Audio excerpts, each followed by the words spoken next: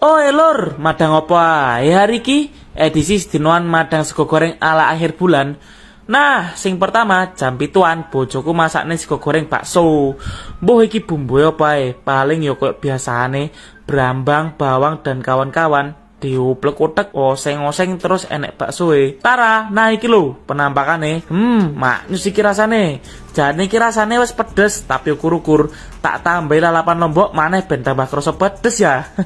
Kerupuk karo timune dadi support sing saling melengkapi iki. Lek wis seret gara-gara kerupuk dimploki timun serete malah hilang.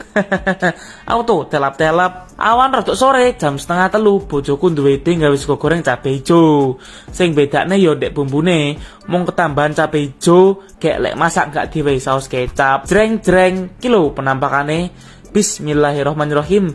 Halu, ternyata enak lur. Enak niki daripada sing isuk mau lek jariku. Rasane ki luwih gurih. Gek yo rasa lombok ijone kroso. Sederhana sih iki mau bumbuhe, tapi rasane jos gandos. BTW iki tak tambahi wak nila goreng. Lek goreng makku isuk mau iki. Tak kira lek ora cocok, tiba yo cocok-cocok ae yo dipangan harus goreng.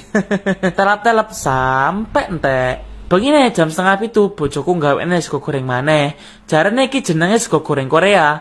Lek masak beda banget karo sing sakwis-wise mau. Iki segone dicemplungi ndok, uyah masak kok dhisik, moro diublek. Terus baru dioseng karo bumbu sing diirisi. Iki bumbune gak diulek yo. Walah, ngono kuwi to, sego goreng Korea iki. Rasane piye yo? Cara masake beda. Jreng-jreng wis siap santap lur. Bismillahirrahmanirrahim.